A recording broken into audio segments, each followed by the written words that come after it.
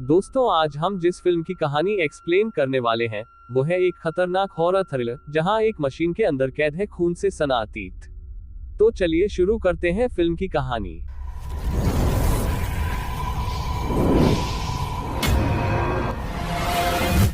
Film की शुरुआत होती है एक बर्थडे पार्टी से।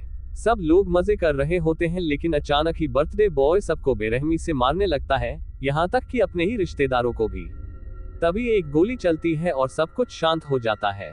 इसके बाद कहानी 34 साल आगे बढ़ती है। अब हम मिलते हैं लियो से, जो अपनी गर्लफ्रेंड लेक्सी को प्रपोज करता है। लेक्सी खुश हो जाती है, लेकिन उसी वक्त लियो के फोन पर उसके कर्जदारों के मैसेज आने लगते हैं।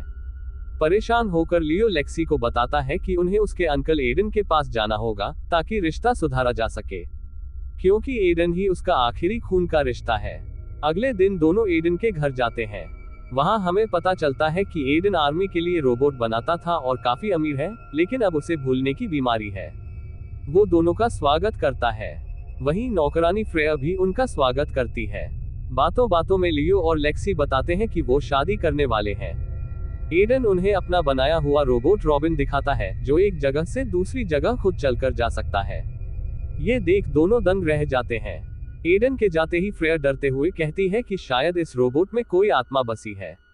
लियो इस बात को मजाक समझ लेता है, लेकिन फ्रेया सचमुच डरी हुई थी।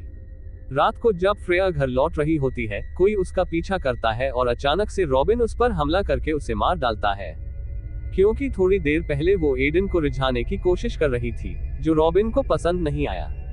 अगले दिन एडन रॉबिन पर खून देखकर समझ जाता है कि ये उसी का काम है। गुस्से में वो रॉबिन की बैटरी निकाल देता है, लेकिन हैरानी तब होती है जब रॉबिन बिना बैटरी के भी चलने लगता है और गुस्सा दिखाने लगता है।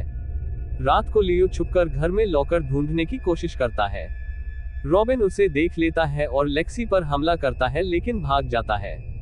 अगली सुबह एडन रॉबिन को फिर से बिना बैटरी के चलता देख और भी हैरान हो जाता है। उस रात लियो एक कमरे में जाता है जिसे एडन ने मना किया था। वहां उसे एक बॉक्स मिलता है जिसमें किसी बच्चे का सामान रखा होता है।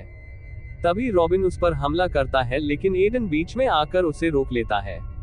यही एडन बताता है कि शायद इस रोबोट में उसके बेटे रॉबिन की आत्मा बसी है, लेकिन उसे याद नहीं कि उसके बेटे के साथ क्या हुआ था।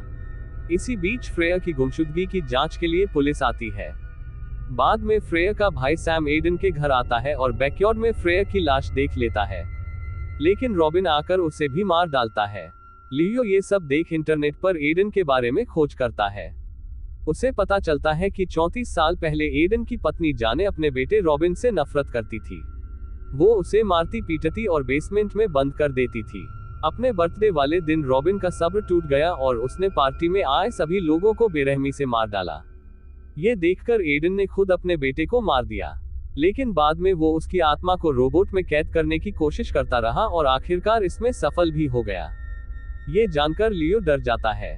इसी बीच लेक्सी को भी पता चल जाता है कि लियो यहाँ चोरी के इरादे से आया है, क्योंकि वो असल में एडन का बेटा नहीं बल्कि पहले यहाँ नौकर था। लेक्सी उसे रोकती नहीं बल्कि एडन को बेहोशी की दवा वाला दूध पिला देती है ताकि दोनों लॉकर ढूंढ सके, लेकिन रॉबिन उन्हें रोकने आ जाता है। इसी दौरान दो पुलिस वाले घर के पीछे से अंदर आते हैं। रॉबिन उन्हें भी बेरहमी से मार डालता है। लियो और लेक्सी बेसमेंट में खजाने का बॉक्स ढूंढ लेते हैं, लेकिन बॉक्स खाली होता है। निराश होकर वो दोनों रोने लगते हैं। तभी रॉबिन लेक्सी को मार देता है और लियो को कुर्सी से बांध देता है। रॉबिन उसे टॉर्चर करके सच उगलवाता है। लियो डरकर बता देता है कि वो असल में यहाँ एडन का बेटा बनकर आया था ताकि उसके पैसे चुरा सके।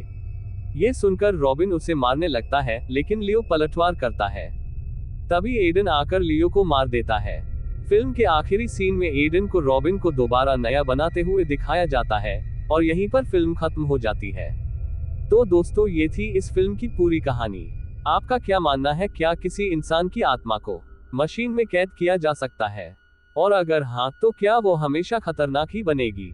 अपनी राय कमेंट में जरूर बताएं और ऐसी ही हॉरर मूवीज की कहानियों के लिए चैनल को सब्सक्राइब करना मत भूलिए।